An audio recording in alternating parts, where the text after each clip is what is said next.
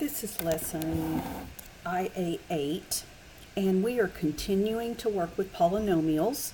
In our last lesson, we talked about defining polynomials, leading coefficients, degree, binomials, trinomials, monomials.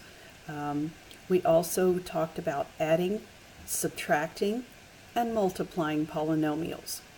Now we're going to talk about factoring polynomials.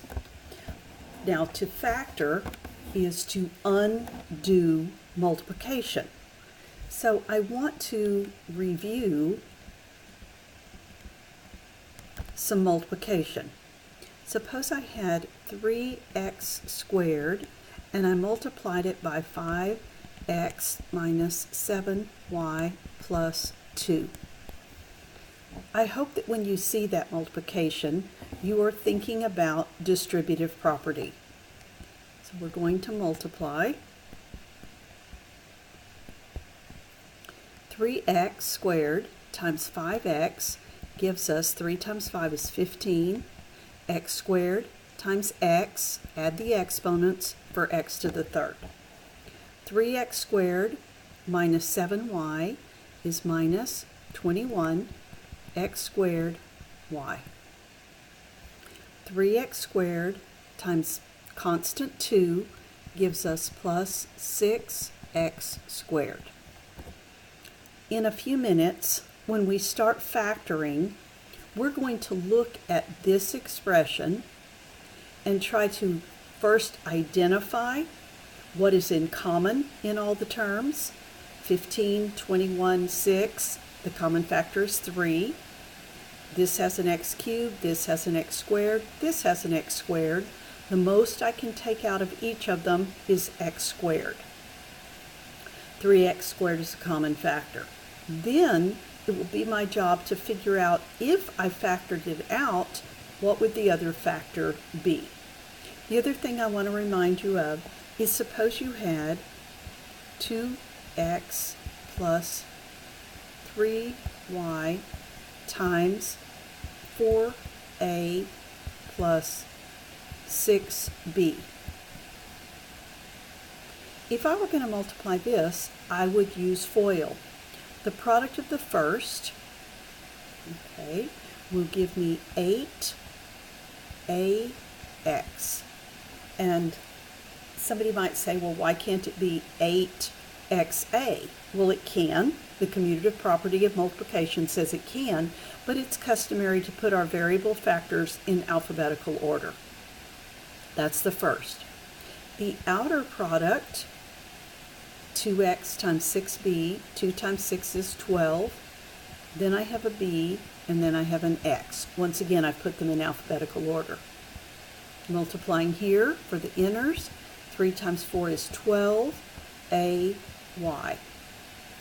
Multiplying the last, I have 3y times 6b gives me 18by. Now, in these four terms, there are no like terms. Lots of times, most of the time, when you do FOIL, the outers and inners combine. But in this case, they didn't. I'm going to, in the second part of this lesson, teach you how to look at a four-termed polynomial and try to rediscover the two binomials that were multiplied together to get it. All right? So now I want to come down here and I want to pull over and have you look at something. This is available in the lecture notes, and it is a flow chart for factoring. When you're given a polynomial to factor, the very first thing you do is see if there is a common factor. We are going to talk about that in lesson IA8. We are also going to look at how to factor by grouping. This is when you have four terms. And this is also in the current lesson of IA8.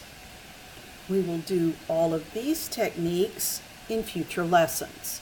So, greatest common factor, which is the reverse of the distributive property, and grouping, which lets you unravel the result of FOIL when you end up with 4 terms. Okay, so now let's take a look at the problems. Pushing that out of our way. I think I'm going to write on this screen, right here on these problems. Factor the polynomial using the greatest common factor. If there is no common factor other than 1, and some of it got cut off, and the polynomial cannot be factored, so state. In other words, if it cannot be factored, we will call it prime.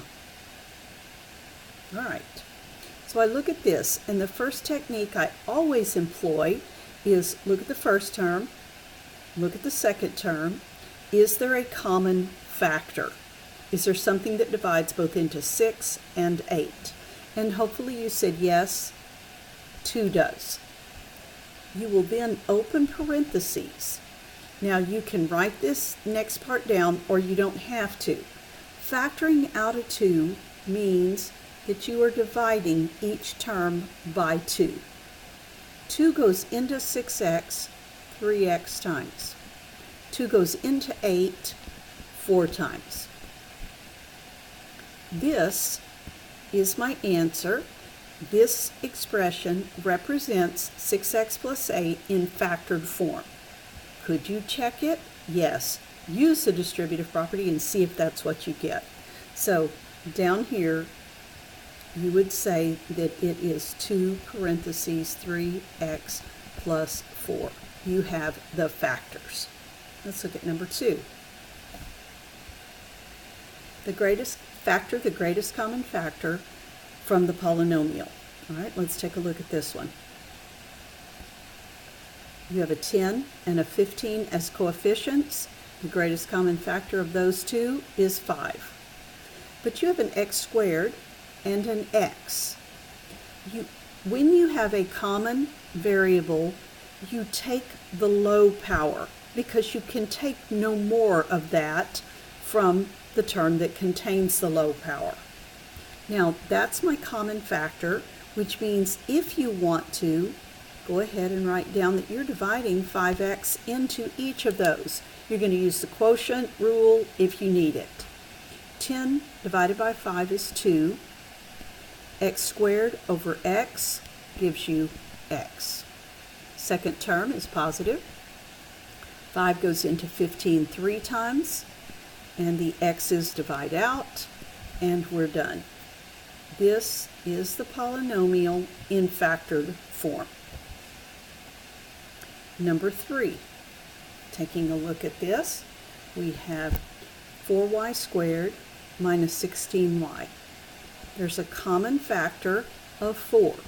If somebody said, oh, I thought it was just 2, that means that you found a common factor, but you didn't find the greatest common factor. This term has a y squared, this term has a y, then you can take the low power, which is y. Divide by 4y, divide by 4y.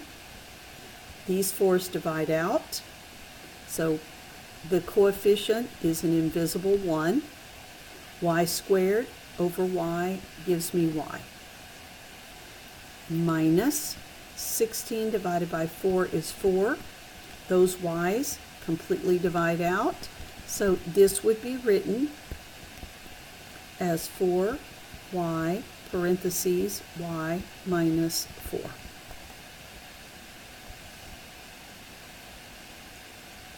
Number 4. This time I have a trinomial, but my process is identical. Common factor. Let's look at the numerical coefficients. 8, 24, 40. The largest number that will divide out of all of those is an 8. Look at the powers of x. X to the 4th, x to the 3rd, x to the 2nd. I take the low power. So divide by 8x squared, 8x squared, 8x squared. The 8's divide out. You can have x to the 4th over x to the 2nd, which is x to the 2nd, minus 24 divided by 8 is 3. X to the third over x to the second is x. Finally, I have plus 40 divided by 8 is 5. The x squareds completely divide out, and I'm done.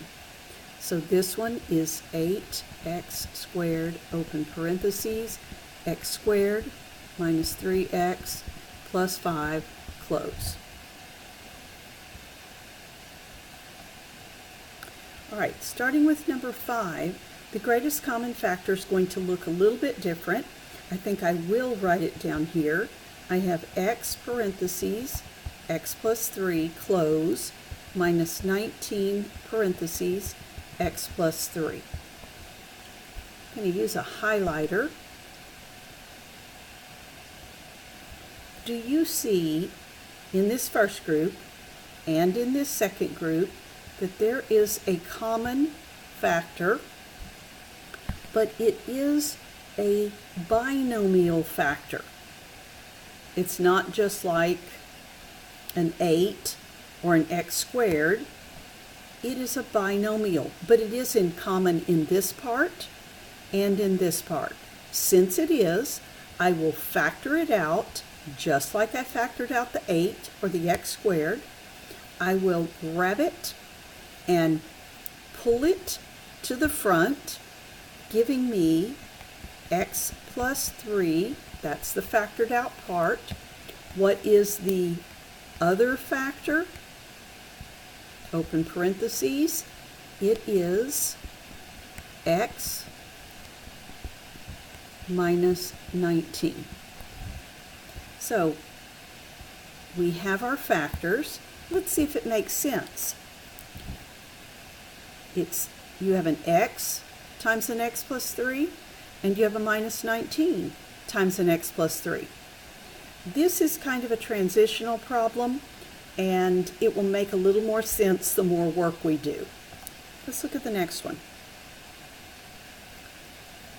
We have x squared, open parentheses, x minus 4, plus 14, open parentheses, x minus 4. Once again, this isn't like the problems that we started with in this lesson. Do you see a common binomial factor that is x minus 4? We will grab it, and it's as if you literally grabbed it and put it out in front as x minus 4, and then the other factor will be these leftovers, x squared plus 14. So you grab the common binomial factor, and then this plus this make up your second factor. All right. I'm going to now completely teach factoring by grouping, and I hope that you will see how it relates back to problems 5 and 6. All right, this one says factor by grouping. Well, even though it says that, I look at this term, this one, and this one. If there was a common factor to all of them, I would factor it out. But there's not. X is in 3 of them, but not that one. 7 is in these 2, but not that one and that one. These 2 are even. 4 is a common factor, but it doesn't go in here. So there's not a common factor to everything. So now I'm going to show you what we will do. If we write down the problem, x to the third minus 7x squared plus 4x minus 28. When there are 4 factors and they can't be combined, there's no common factor to all of them, then we group them. First group, second group. Look only at the first group first.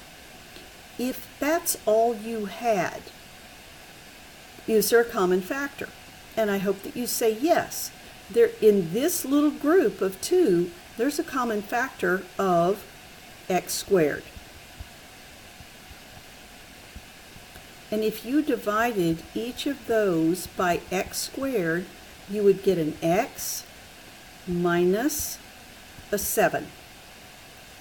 Get a little more workspace.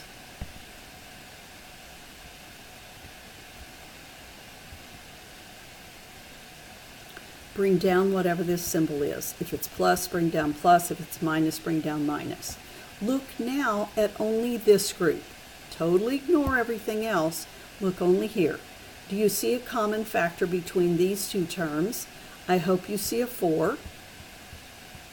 Divide 4 into each of them, and you get an x minus, 4 goes into 28, minus 7 times. Now look what we've just created. We have a common binomial factor.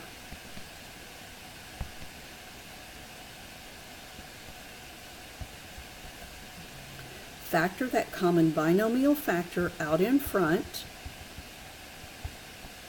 and these two make up the second factor, x squared plus 4. And those are your factors. When you have 4 terms, group the first 2, group the second 2. Factor these as if it's the only part of the problem. Then factor these as if it's the only part of the problem. The problems will be rigged, and you will get a common binomial factor, which you will grab and write in front, and then the other factor will be made up of what I have nicknamed the leftovers. Let's do it again. Suppose I have x to the third minus 5x squared plus 8x minus 40. And I'm instructed to factor this to find out what would be multiplied together to get it. There are no common terms to add up, no like terms. No common factor to all the terms. So I will jump in and say, well, I guess I'll do grouping. The first group, just looking here, you see that x is in both of them. As a matter of fact, you can factor out x squared. Divide that one by x squared, divide that one by x squared.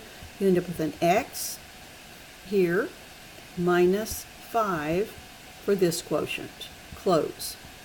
Always bring down this sign and determine the common factor of this group. It is 8. Because this sign was positive, the common factor is positive 8. Divide by 8, divide by 8.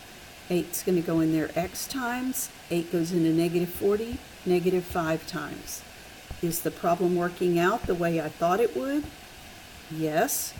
Common binomial right there. Grab it and write it out in front.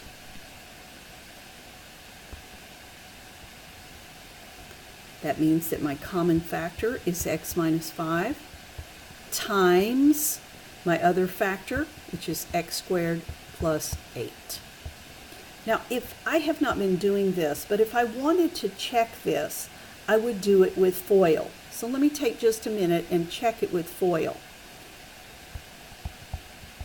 The product of the first, x times x squared is x to the third. The outer product is plus 8x. The inner product is minus 5x squared. The product of the last is minus 40. Now, although the order is different, you could interchange the placement of the terms using the commutative property.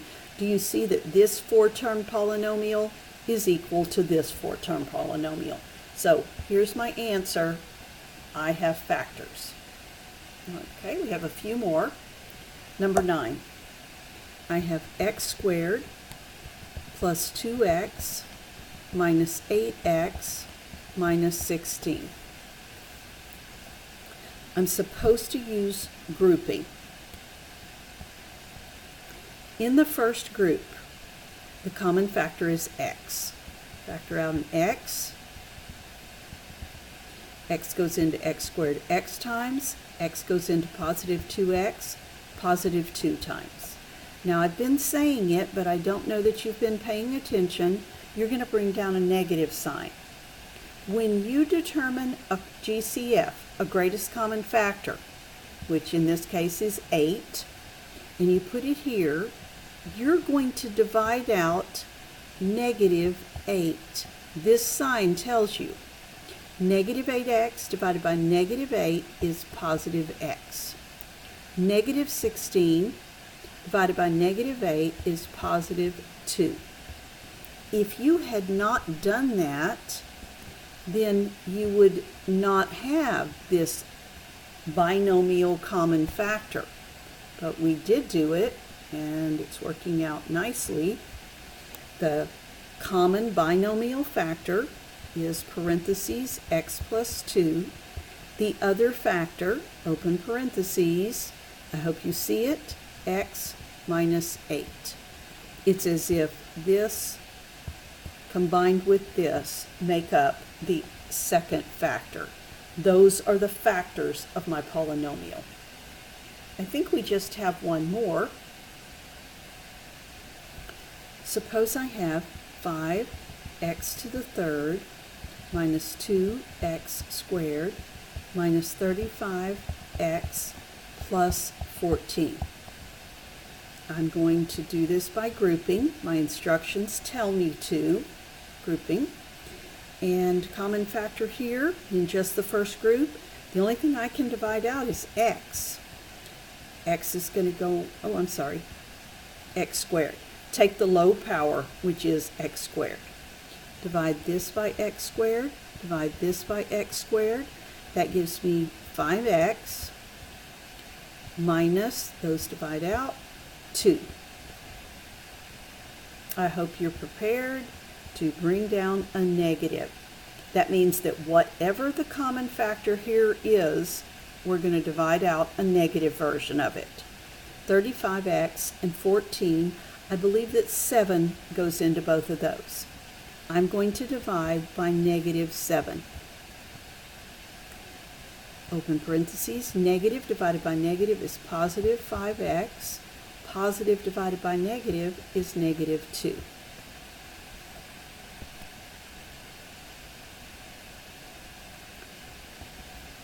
I have a common binomial factor. These are rigged. This is always going to happen. If it doesn't, you've done something wrong. So I factor that out. 5x minus 2 is the common factor. What's the leftover factor? I hope you're saying to yourself, x squared minus 7. Here's a piece of it, and here's a piece of it. All right. So I want to mention one thing that didn't come up in these problems, or maybe mention a couple of things that didn't come up. The first thing, if you were asked to factor,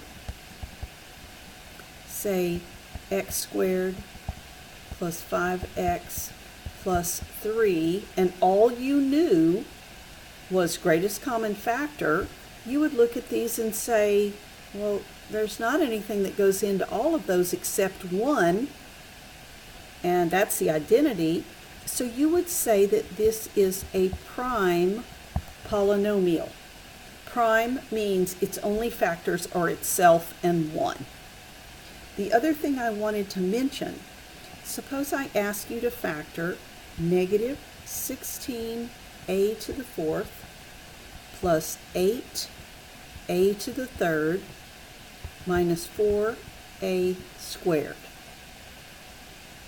If I ask you, this is the first of the extra problems, and this is the second of the extra problems. If I ask you to factor this, and so you're looking for a common factor, and you look at all these terms and you say, well, I know 4 will go into all of them, and they all have a's, but the most I can take is a squared. You need to let the greatest common factor be a negative 4a squared. I'll explain why in just a minute. Divide this by negative 4a squared, divide this by negative 4a squared, and divide this by negative 4a squared. Negative 16 divided by negative 4 is 4. Quotient rule, that's going to give you a squared. Positive 8 divided by negative 4 is negative 2. Quotient rule with the a's gives you a. Negative 4a squared over negative 4a squared, negative divided by negative is positive, and you get a 1. We have, at least in this textbook and in most people's opinions, if the leading coefficient, and I'm going to abbreviate that, is negative, comma, factor out a negative GCF, greatest common factor. So if the leading coefficient is a negative, then your common factor must be a negative also. And that is just an agreement that we have made. I believe that there are some arguments that say you shouldn't have to do that, but it's going to make your life so much better in algebra if you follow that rule. Okay, there are only 10 problems on this lesson, so begin your factoring.